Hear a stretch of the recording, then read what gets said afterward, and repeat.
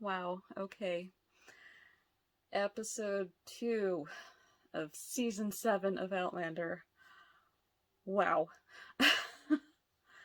I mean, I knew some stuff was coming.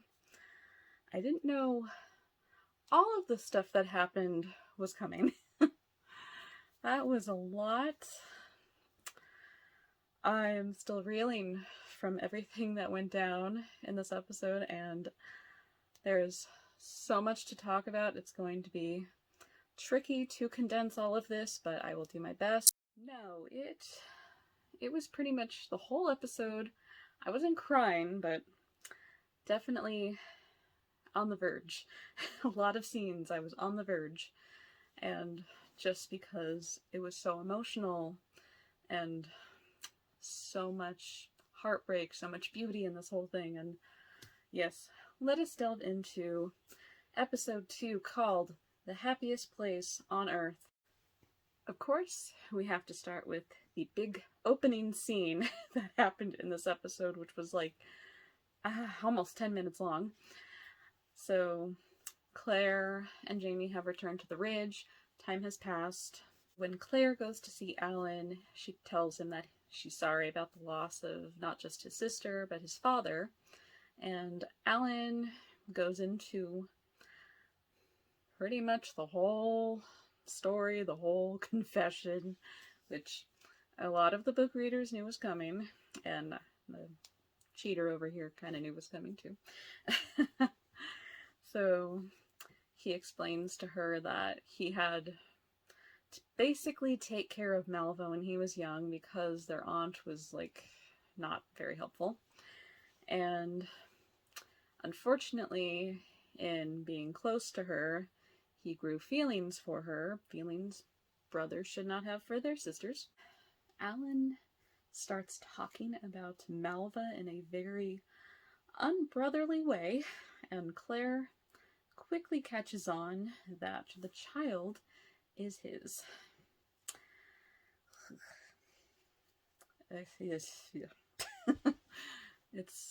It's too much, but we saw it coming. Just when you see it play out, it's even worse. I had probably mentioned this back in the other season 6 videos because I had read this, but you never know if they're going to make changes with the show, but we definitely went with the book here, and just watching poor Malva going through all of that, she looked so, like, dead on the inside. You could tell she was not enjoying it. She was probably manipulated and forced into it, and you can really see here why she was the way she was. She really wanted a way out of her situation. She had originally wanted to marry somebody and claim that the child was theirs, but Alan, it was his idea to say that it was Jamie's.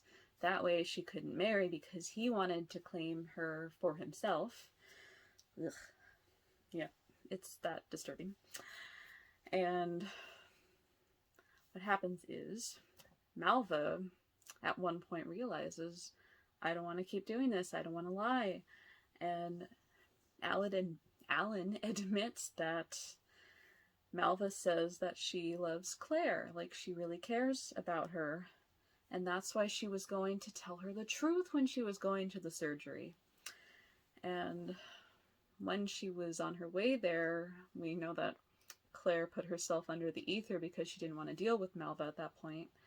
But Alan had caught up with Malva, trying to convince her not to tell Claire about what was going on. But when he says that he loves her, she tells him, I don't love you. And that sets him off, and that's when he slits her throat. He is the one who killed Malva and their unborn child. And just hearing all of this, Claire is having so many feelings about this. And Alan actually threatens to kill himself with the gun that he has, but Claire immediately stops him. However, the next thing that happens is an arrow is shot at Alan, immediately killing him. And apparently, Ian had heard the whole conversation, which also involved him a little bit because he had had a moment with Malva. And he decided that Alan no longer deserved to live. So later, Claire and Ian have a somewhat bonding moment, if we want to call it that, I don't know. They are digging a grave for Alan's body in the woods, and Claire's telling him like she feels like she's failed not just Malva but the whole family, because Tom Christie had given his life for her and for Alan, and now Alan was gone. It's like the whole family was just ended. Yeah, she's just feeling like horrible about everything that's happened with the Christies. And while they're digging, I believe I am so bad at recognizing characters sometimes. Mrs. Bug comes along. I'm pretty sure it's Mrs. Bug. And she just so calmly walks in on them, like digging a grave for Alan's body. And she's like, yeah, no, I know you guys. I'm sure this guy was bad news. I kind of sensed it with him. And then she starts helping them dig. So I liked that scene a lot. I feel, though, now that I've seen the whole episode, if that indeed was Mrs. Bug, which it had to have been, I can't imagine who else it would have been. I'm going to say it was Mrs. Bug. If you guys want to tell me in the comments, please. Yes, I feel like this scene was foreshadowing a little bit. Now that I have seen the end and seen coming attractions for episode 3, yeah, we'll get into that. I was not expecting all of that to happen in the very beginning. I thought it would happen later in the episode, but wow, what a way to start an episode called The Happiest Place on Earth. But once the credits roll, we do get to that point. One thing I have to say, and you guys can complain about this later, nothing compares to this episode, especially after Sinead O'Connor sings the opening song. And during the credits, we get to see vintage Disneyland, which I personally was hoping last week when I saw the title. I hope in the opening credits they show a clip of Disneyland. I didn't know if they were going to do like, they filmed it, like Bree's Experience or something like that, but no, they showed 1950s/60s Disneyland, and my heart was like,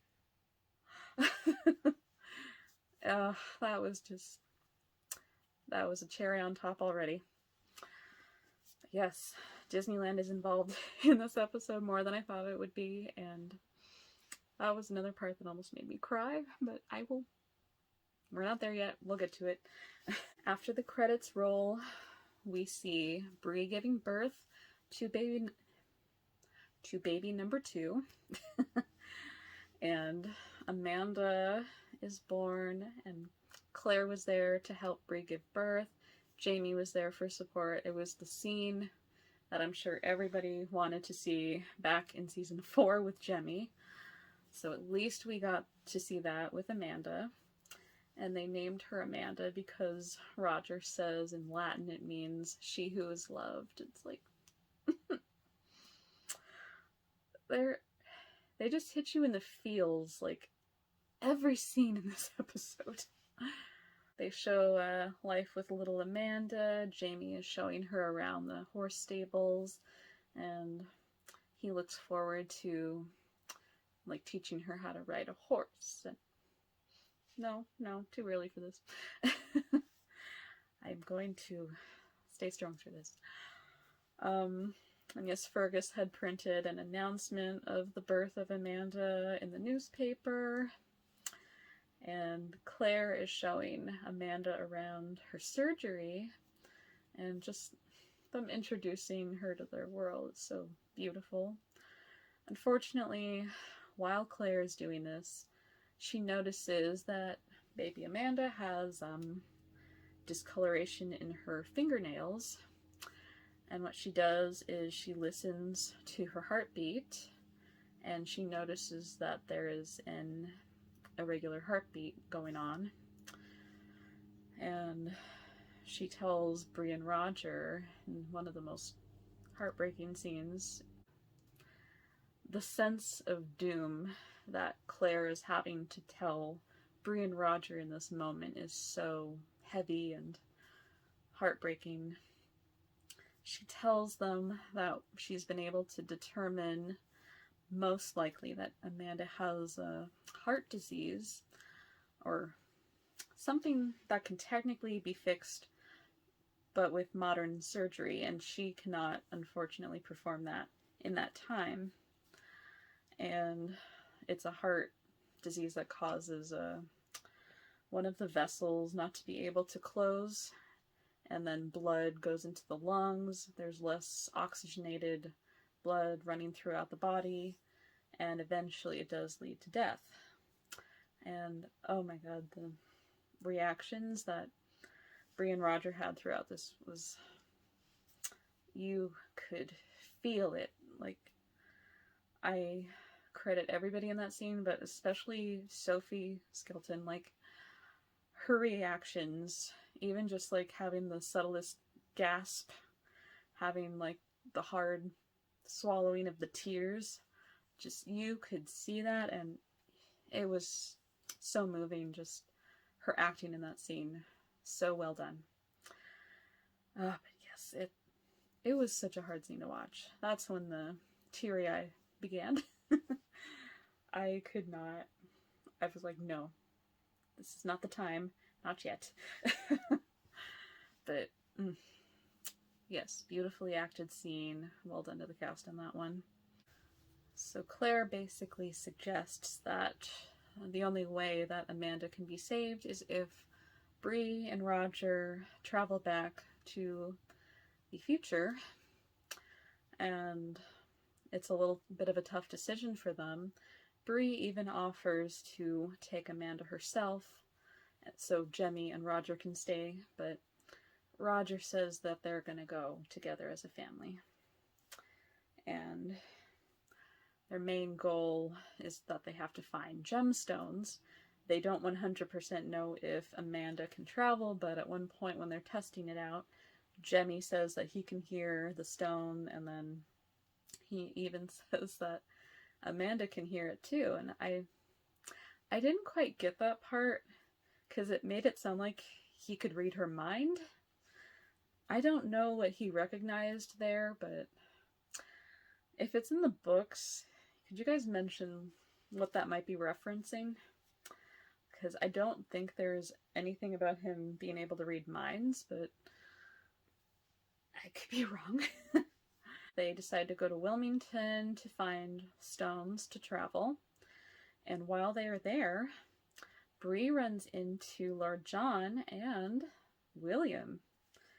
We officially get to meet grown-up William Ransom, along with Bree. And it was such an amazing scene because she finally gets to meet her half-brother. And of course she has to pretend like she doesn't know him or know who he is entirely. And Lord John thanks her for her discretion because he's obviously, at that time, they still can't tell him who his real father is.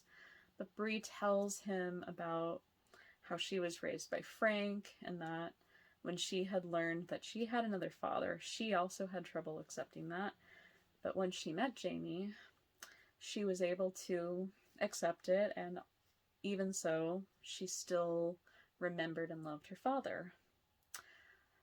So maybe Lord John will take that story into consideration later, because one of the fears he has is worrying about how William's going to respond to who his true father is, which is fair, but I don't know how it happens in the books. I think he does eventually learn, but how is the question, and if they're going to change it in the show, because they do take some liberties.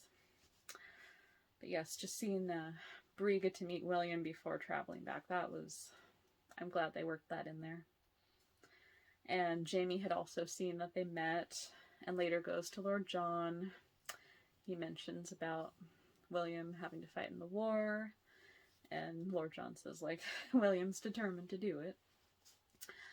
But unfortunately, Lord John still does not approve of Jamie fighting against the crown, but Jamie tells him, like, this is the choice that he has to make.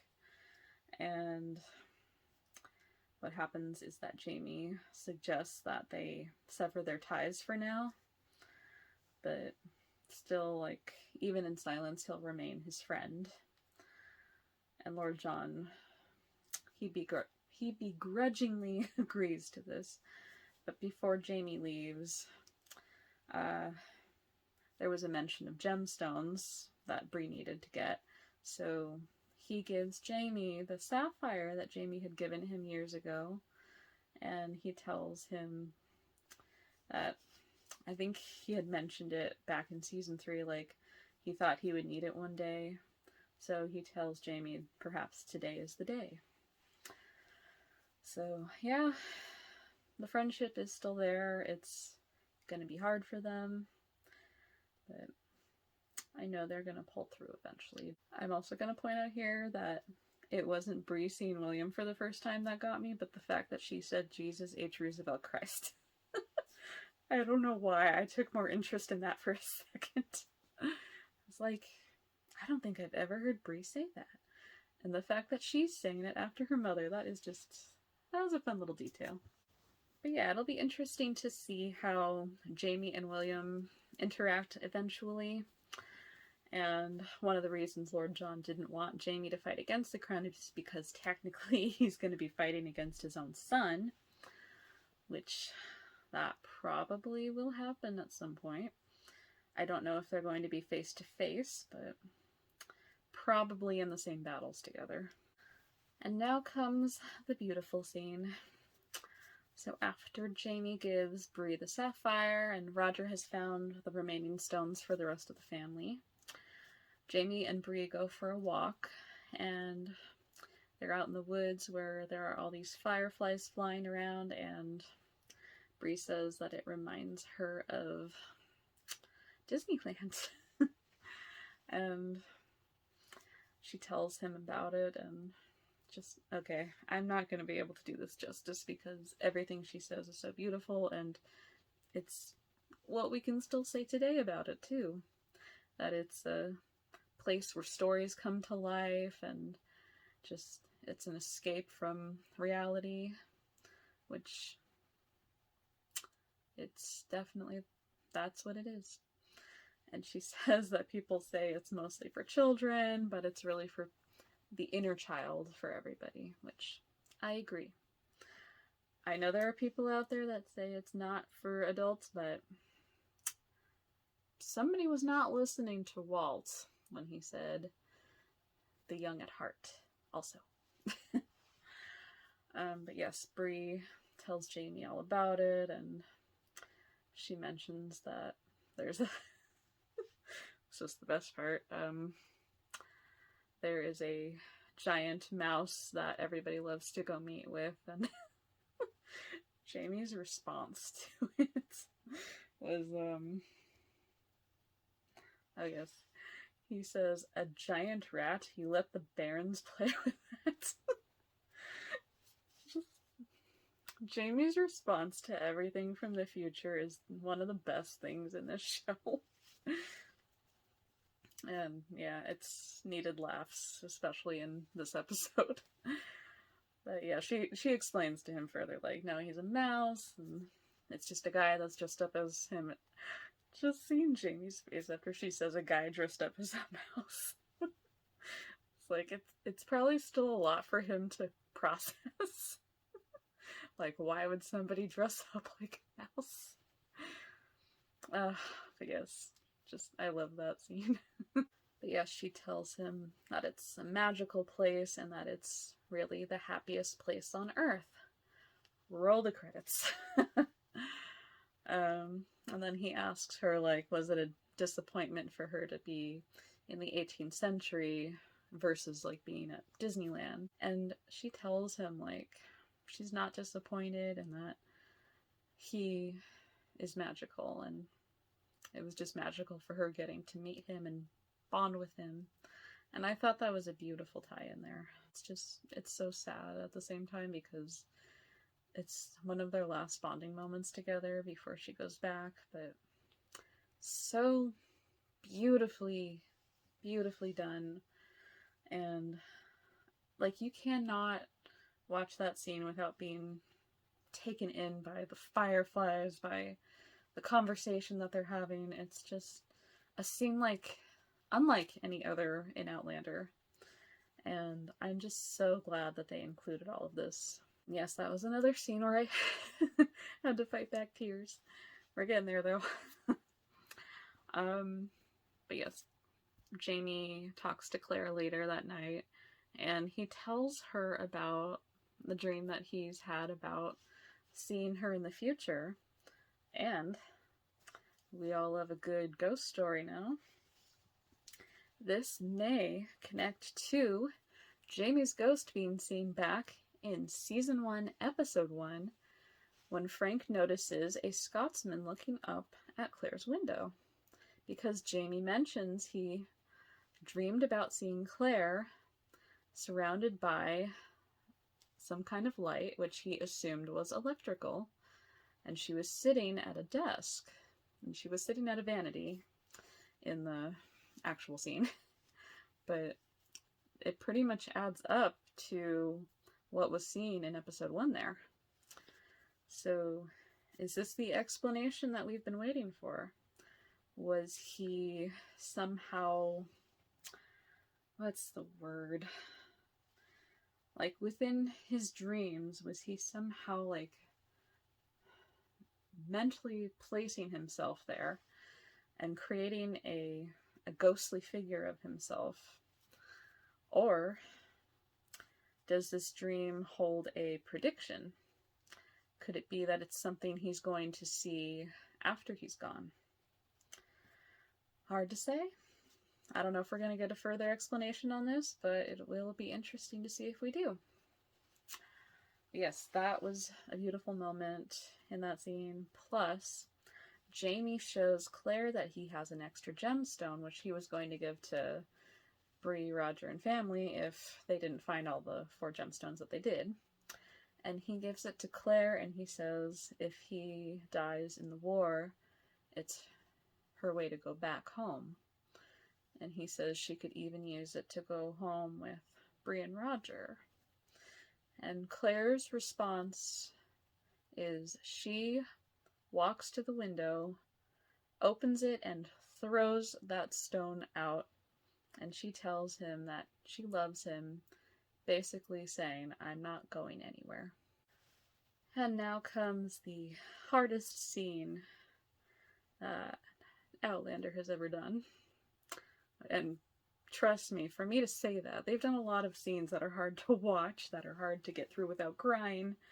This one was just so emotional because it not only involved 2 characters, 3 characters, it involved all of Bree and Roger's family, and then Claire and Jamie, and it was so heart-wrenching because Claire and Bree don't know if they're going to see each other again. And Claire mentions how she once went through the stones to save her baby, and now Bree is doing the same for hers. Yeah, I'm going to start again. I'm going to try to get through this. And she tells her, like, even when we didn't know if we were going to see each other again, like, look where we are now. We still got to see each other. Claire got to see her grandchildren, and that leaves hope that they will meet again, which I believe they do in the books, but we're gonna stay in this moment for now. And then Claire goes to say goodbye to Jemmy, and because Jemmy loves her so much, and And then Jamie tells Roger that he's proud of him and calls him a man of honor for making all the choices that he did and for staying around for his family. And just, I loved seeing that growth between them with their relationship. Like, they finally respect each other, and Roger is proud to call them his family. And then, of course, everybody gets their goodbye, and just for them to say goodbye to baby Amanda, who's not going to know who they are. And Roger promises that he will tell the children stories about them. But Jamie's like, just don't tell them about the snake bites. Jamie and Bree's goodbye was probably the hardest one. That is where I really broke down and cried. I think I wrote the least amount of notes on that one because I was like struggling to hold it together. But Bree tells him, like, not all is lost, only changed, which is something that Jamie had told her, I believe. I'm pretty sure that's why they would bring it up. But yeah, just the fact that she got to meet her father, that they got to know each other and bond and be a family. Sorry, that one really gets me because something I wish I could have. But just that it was so beautiful, this whole scene. Just when you see how the characters are responding to all of this, like, not knowing if they're going to see each other, not knowing if they're going to make it back to the time that they're supposed to go back to. And there's just a lot of uncertainty, which that's hard to live with. It really is. But yes, Bree, Roger, Jemmy, and Amanda all have their stones, and then they go walk over to the stone, which they go to a different stone circle. Can't talk now. From the one that they went to back in season 5. This one is one that Ottertooth went through. They go walk through the stone and then they travel back. Interestingly, they didn't have a rope this time, which they did last time. And I don't know if that was just for plot convenience. Maybe because they couldn't tie it around the baby, I don't know. But they do make it back to the future, and the way they know is because they see a plane in the sky. But they're still on a deserted island, which you think would somehow, like, be, I don't know, like they'd have residences there? I thought that was a little odd. Yeah, I don't know how they got off that island. I guess we'll find out in the next episode. But yes, Jamie and Claire make it back to the ridge. Claire is having a hard time. She tries to make love to Jamie in a way to basically just try to get over the sadness that she's feeling, but she realizes that she can't stop thinking about them, worrying about them, and she's just so sad that not only that they're gone, but Marsley and Fergus and the children have left, and it just feels a little empty there now, and it just feels like a big loss to her, even though they're still alive. And then Jamie tells her, like, it's okay to feel that way, and he mentions all the people that he wishes he could see but can't again. He mentions Murtaugh, his parents, his brother, and just says that they have gone through so many losses together, and like, faith, of course, between them, and he lets her cry, and just, I think I was crying along with that too. There was a lot of crying in this episode. Yes, they're able to continue life on the ridge. Lizzie has her baby with the 2 brothers, which Jamie and Claire are like, sure, why not? And yeah, just life continues, and Claire comes home one night, and this is where things get intense. So she walks into her surgery, and she notices a a match is lit. I was like, a lighter is lit. And I'm like, no, that was not invented then. A match is lit, and she sees Wendigo Donner. He has made it to the ridge.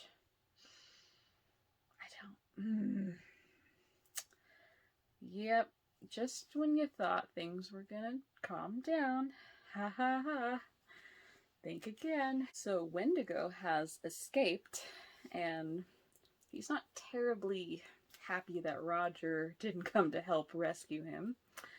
And he tells Claire that because some time has passed, he had tried to go back to his time. He found a stone circle.